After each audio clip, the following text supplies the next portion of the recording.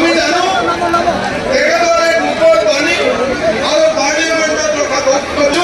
ডায়াছৰ সন্মুখৰ পৰা তাতে নিজৰ নিজৰ জেগাত স্থান লয় আৰু নিজৰ জেগাত সুস্থভাৱে তেখেতৰ বক্তব্য শুনাৰ কাৰণে যাতে ধৈৰ্য সহকাৰে বহি থাকে মই বৰ্তমান অনুৰোধ জনাইছোঁ।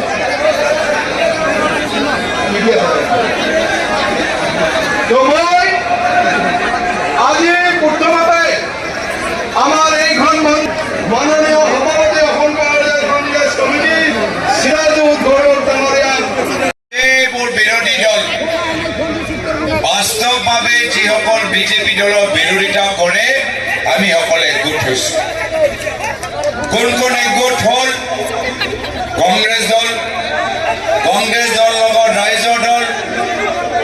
লগত অসম জাতীয় পৰিষদ দল,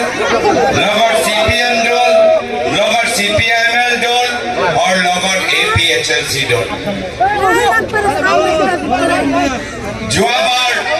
যদি আমি এইকেইটা দল যদি আমি মিত্ৰতা কৰিলে হেঁতেন যোৱাবাৰ আমাৰ চৰকাৰ আহিল, কিন্তু হয় কিবা কাৰণত মিত্ৰতা নহল। আৰু এইবাৰ হৈ যোৱাৰ পিছত য'তে আমি যাওঁ মুখে মুখে মানুহৰ এটাহে কথা, আপোনালোকে চিন্তা নকৰিব, আপোনালোকৰ চৰকাৰ আহি আছে। আমি উজনি অসমলৈ যাওঁ, মানুহবোৰ ওলাই আহে, স্বতঃস্ফূৰ্তভাৱে ওলাই আহে, একো 500 টকা দিব লগা নাই,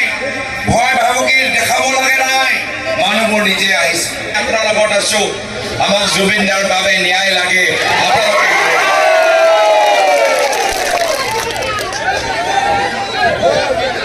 মানুহবোৰে ভাল পাইছে যে সেইদিনা ৰাহুল গান্ধী ডাঙৰীয়া আহি গ'ল, বোকাজানৰ তিতাবৰত মিটিং কৰিলে আৰু তেওঁ ক'লে কি যেতিয়া তেওঁ অসমৰ বাবে চিন্তা কৰে, অসমৰ সমাজ বুজিবলৈ চেষ্টা কৰে, অসমীয়া সংস্কৃতি বুজিবলৈ চেষ্টা কৰে, ৰাহুল গান্ধী ডাঙৰীয়া নিজে ক'লে কি জুবিন দাক দেখিলে, জুবিন দাক মনত পেলালে তেওঁ গোটেই অসম বুজি পায়। এয়া হ'ল জুবিন দাৰ প্ৰভাৱ। সেইদিনা প্ৰিয়ংকা গান্ধী ডাঙৰীয়ানী আহিল, পৰা প্ৰতিশ্ৰুতি দিছো আমাৰ চৰকাৰ আহিলে 100 দিনৰ ভিতৰত জুবিন দাক ন্যায় দিয়া যাব। আজি তাৰিখত আমি গম পাইছো যে কিছুমান কথা আজিলৈকে হিমন্ত বিশ্ব শৰ্মা ডাঙৰীয়া লুকাই আছে। ছ'চিয়েল মিডিয়াত চালে আমি গম পাই যাওঁ যে হিমন্ত বিশ্ব শৰ্মা ডাঙৰীয়া বিজেপি দলৰ শীৰ্ষ নেতৃত্বৰ কিমান ঘনিষ্ঠ সম্পৰ্ক তেওঁলোকৰ আছে শ্যাম কানু মহন্তৰ লগত।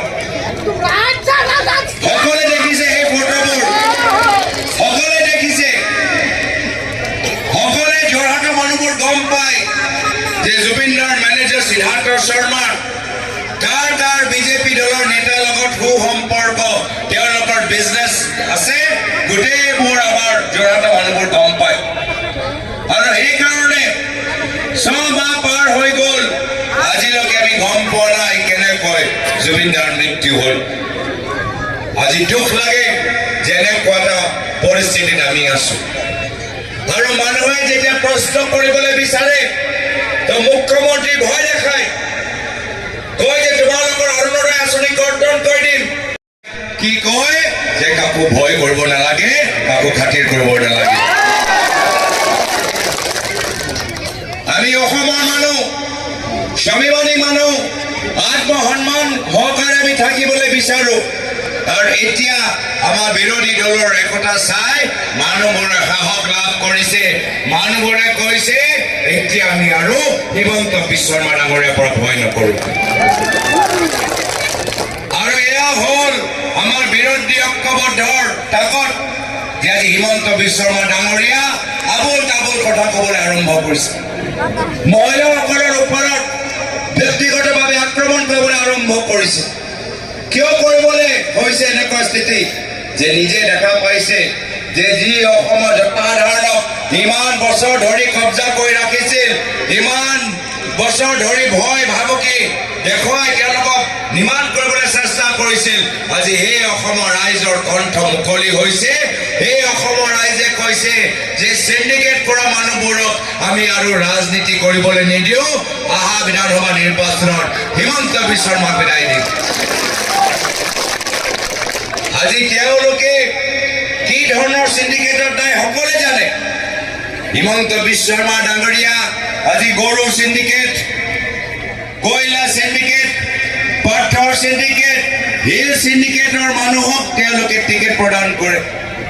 আজি এই বিজেপি দল আজি কয়লা আৰু গৰু সিন্ডিকেটৰ পৰা তুলি যোৱা পইচাৰ ওপৰত তেওঁলোকৰ নিজৰ দলৰ কামবোৰ চলে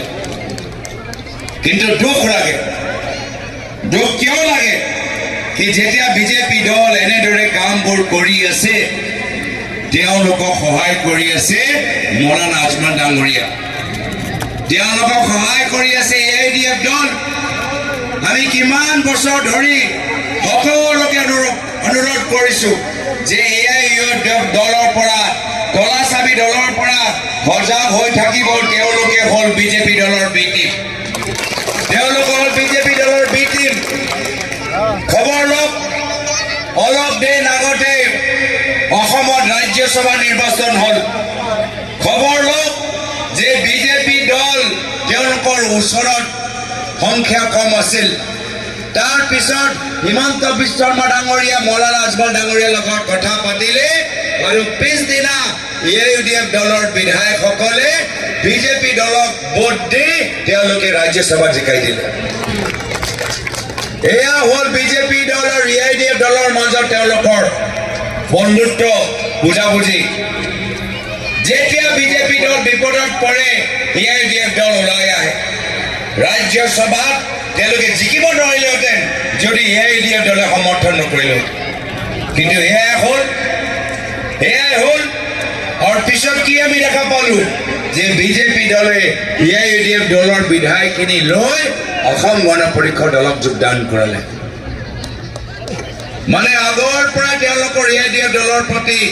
এটা ভাল চিন্তা সেইকাৰণে এই এআইডিএফ দলৰ পৰা অৱদান হৈ থাকিব লাগিব পিছপৰা অঞ্চল মানুহবোৰ ওচৰত ভূমিপট্টা নাই আমাৰ যুৱকসকলৰ ওচৰত ভাল স্কুল নাই কলেজ নাই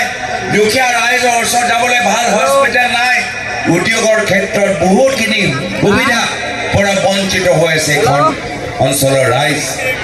তেতিয়াহ'লে আপোনালোকৰ হৈ কোনে বাট পাতিব যদি পৰৱৰ্তী দিনত প্ৰশাসনে ইয়াত জোৰ কৰে বা প্ৰশাসনৰ সহায় লাগে তেতিয়া কোনে আপোনাক সহায় কৰিব কোনে আপোনাৰ ফোন ধৰিব কাৰ ওচৰত যাব সেইকাৰণে পৰৱৰ্তী দিনত আপোনালোকৰ বিধায়ক কোন হ'ব তাৰ বাবে এটা ভাল চিন্তা কৰক যদি ভুল চিন্তা কৰে তেতিয়া বিধায়কক কেতিয়াও দেখা নাপাব ফোন কৰিলে দেখা নাপাব বিপদত হ'লে দেখা নাপাব প্ৰশাসনৰ পৰা কিবা বিচাৰিলে দেখা নাপাব কোনোবা আৰক্ষীয়ে অন্যায় কৰিছে তেতিয়াও আপোনালোকে গম নাপাব তো সেইকাৰণে আপোনালোকক বিধায়ক হিচাপে এগৰাকী স্থানীয় ব্যক্তি লাগে যিজনে বিভিন্ন সমাজৰ কামৰ যোগেদি এই অঞ্চলৰ মানুহৰ লগত এটা সুসম্পৰ্ক সৃষ্টি কৰিছে যিজনে পৰৱৰ্তী দিনত বিধানসভাত আপোনালোকৰ অঞ্চলৰ সমস্যাবোৰ দাঙি দিব পাৰে আৰু সেইকাৰণে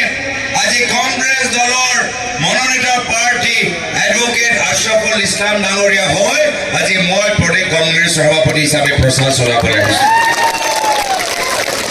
আপোনালোকে দেখিছে ঝাৰখণ্ডৰ পৰা প্ৰদীপ বালমুচু ডাঙৰীয়া আহিছে মোৰো আজি কেইবাটাও অনুষ্ঠান আছে কিন্তু গুৱাহাটীৰ পৰা হেলিকপ্টাৰ লৈ আজি